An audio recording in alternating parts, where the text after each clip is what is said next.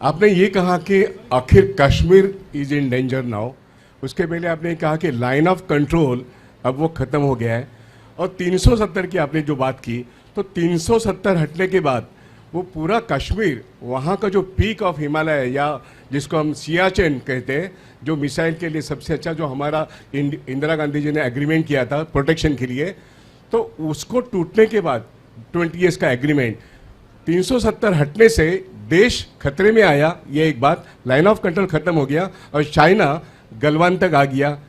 ये कितना रिस्की है, और हमारा सियाचिन वो अब हमारे हाथ में जाएगा या चाइना के हाथ में जाएगा? देखिए, अगर आप नक्शे पे कैजुअली सरसरी तौर पे नज़र मारिए, मैंने अपने दफ्तर में क्या किया है, बड़े बड़े नक्शे जो भी मिलते थे कमर्शियल, मैंने हर एक चीज़ के लगा रखे हैं, जैसे कि मैं देखता रहा हूँ दुनिया में क्या हो रहा है, इधर उधर क्या हो रहा है, दैट इज़ माई जॉब। तो आप ये देखेंगे जो सियाचिन है, it is sandwich today, because एक तो चीन, जैसे मैंने आपसे कहा था, ये हमने जब हम माने नहीं, ये आपको ये थोड़ी सी बात और बताता हूँ मैं, very important.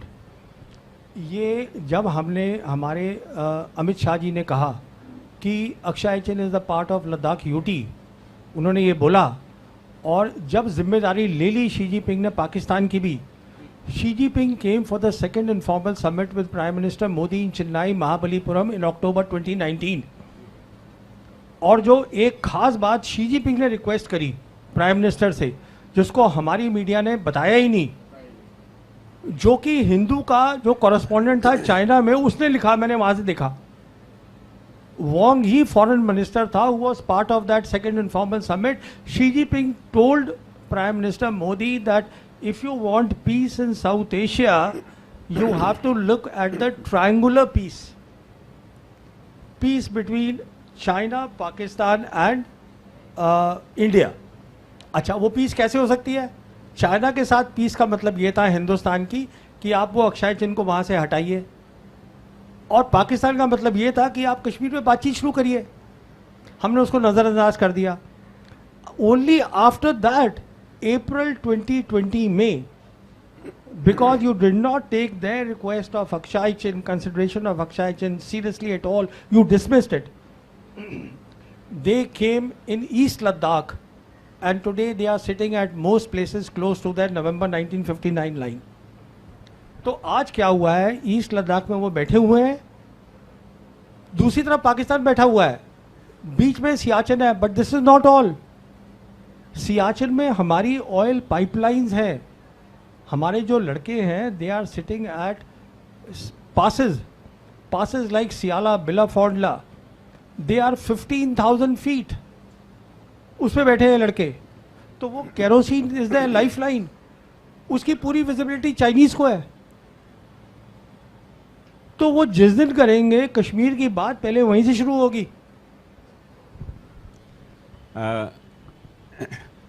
I want to ask 3 questions. Sir, I'm really sorry to interrupt you, but just ask one question because there are many other people who want these to. are all related questions. I understand that, sir, but we'll come to that. एक question ये है कि belt and road का जो काम, जो Gwadar port से connected है एक्चुअली, तो ग्वादर पोर्ट का तो काम बंद पड़ा हुआ है। एक क्वेश्चन वो है। दूसरा, Imran Khan was removed on because Americans wanted him to be removed. तो अमेरिकन्स का उनके ऊपर अभी भी छाया हुआ है अपने। तो to what extent Pakistan is aligned with America और and China actually. Agar it comes to a situation where they have to take sides, on which side will they go actually? और तीसरा क्वेश्चन जो है रिलेटेड है कि ये जो UAVs का जो रशिया और उसमें जो इस्तेमाल हुआ है दोनों साइड से एक्चुअली, हैज़ इट चेंज? क्योंकि अभी सैटेलाइट का रोल उसमें कुछ कम हो गया है उसमें। अच्छा, has it affected the satellite? I've got your questions. Now let me start with the first one very quickly. You know, perhaps you have missed a very important news.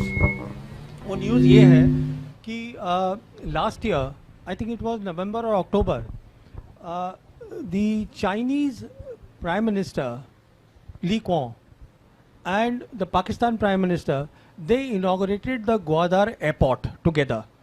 And perhaps you missed the news that they have laid a submarine cable from Gwadar to the east coast of Africa, and that goes to Europe. कहने का मतलब ये है, after operation सिंदूर profile बढ़ गई है पाकिस्तान की, China की डोमिनेंस साउथ एशिया में बढ़ गई है. कहने का मतलब ये है, अगर पाकिस्तान आज अपनी गवर्नेंस ठीक कर ले, this is a big if, this is their internal problem. Balochistan is not a military problem. If they can get their governance correct, and that is what the Chinese have been telling them for a long time, then their geopolitics, आप देखिए कहाँ जा रही है.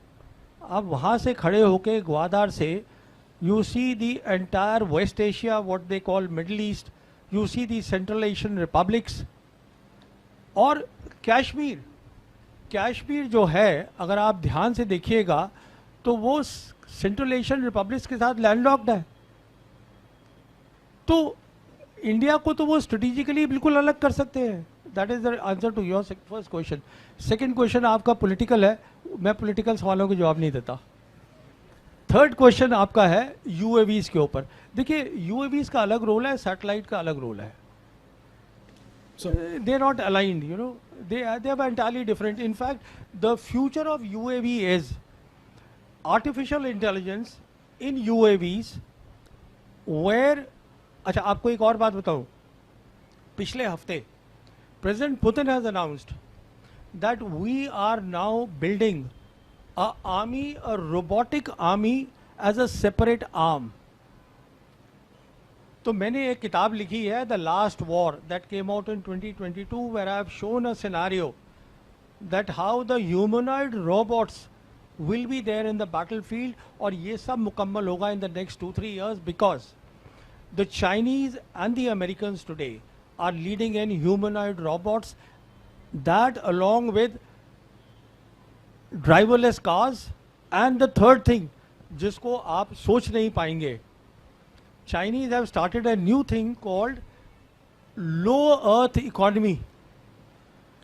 उसका मतलब ये है कि ज़मीन से लेके और 1 किलोमीटर की हाइट तक, now they are using that for economic purposes like robo taxis, and they are saying that by 2030 this will give them $20 billion. तो देखिए ये क्या होता है टेक्नोलॉजी में, पहले आपको आइडिया चाहिए होता है, इमेजिनेशन चाहिए होती है, then you work on that. That is how you innovate. Chinese are doing it. I have So just please. one question. Do you think suspension of Indus water? Sir mic चालू आहे, जवळ घेऊन बोला फक्त. हां, हाँ. तोंड. I have just one question. Here. Do you think suspension of Indus water treaty is a wrong decision?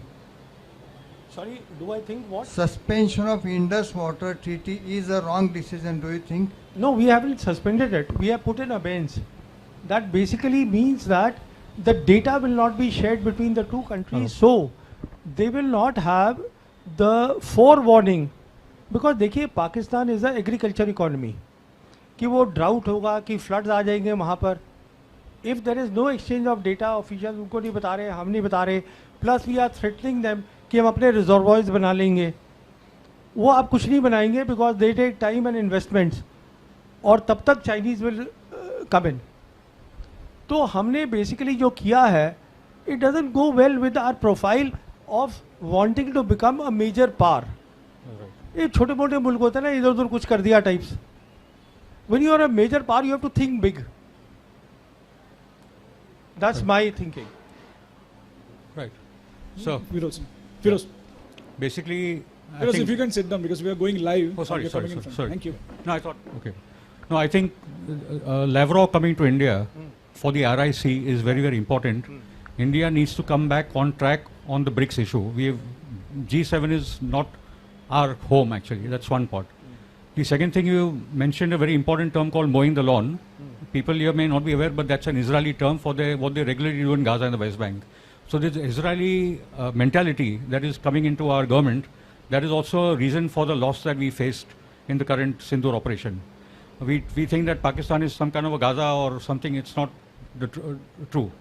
The third element, I think we need to go beyond this term of terrorism as a central problem. It isn't for the world, because you have ISIS and Al-Qaeda ruling in Syria, and those are the terrorists that America has brought into Syria. And the point being that I think it's high time that we realize that what they do in Kashmir through the Lashkar-e-Taibas and the whatever, we are doing the same thing with the BLA and the Tehrik-e-Taliban over there. So it's a cross-border terrorism on both sides, and it's high time that the peace movement in India spoke on the issue. See, that's all I I like to say. request you Thank you. to ask question. No, that's all I like. Thank you. It doesn't matter. You know, I just want to make one clarification. See, Sergei Lavrov is not coming for RIC alone. In my assessment, he is coming for the coming visit of President Putin. President Putin is supposed to this year, because we have this agreement that there's a summit meeting alternate, you know, in Moscow and India, in Delhi. So it's President Putin who's supposed to come here, and plus, of course, he's coming here to resolve other issues. In my estimation, the two big issues are that India needs more of S-400s, India needs more of BrahMos technology, and India needs to, and the Russians need to hear from the Indians about the de-dollarization move that is going on in BRICS. Because as I said, the BRICS summit is there on the 6th-7th July. So, isme already the proposal has gone from the Indian side, and the proposal is that we are open to the idea of the digital trade, because हमारा जो UPI है इसको हम बढ़ा सकते हैं. तो अब वो कितना दूसरी कंट्रीज़ को एक्सेप्टेबल होगा नहीं होगा, that we will see. That is our proposal. That is the best that we are able to for the time being, unless we retract. I don't know, because there is still time to do that. So वो मुझे मालूम नहीं है. और जहाँ तक G7 का सवाल है, देखिए हम G7 के मेंबर नहीं हैं, एंड अगेन यहाँ पर एक हाइप बनाई जा रही है. ये एक G7 के बाद एक ऑब्जर्वर ग्रुप को बुलाया है जिसमें India is not alone. 2 other BRICS members are there. South Africa and Brazil also are invited. So, and in any case, as far as I am concerned, it is no feather in our cap. I'll tell you why. Because today G7 and the EU, they are torn. They are rudderless. उनको पता ही नहीं है वो क्या रहा है. तो why are we going there? B.N. Kumar. Hi, sir. With all the discussion that happened so far, I get the impression that it is not Operation Sindoor, but Operation Blunder rather. Was it too early for us to have agreed for the ceasefire? And once upon a time, we were looking at, the world was looking at China plus strategy. Is it not the right time for us to look at US plus strategy also? देखिए, as far as Operation Sindoor was concerned, neither side wanted to escalate, because both sided.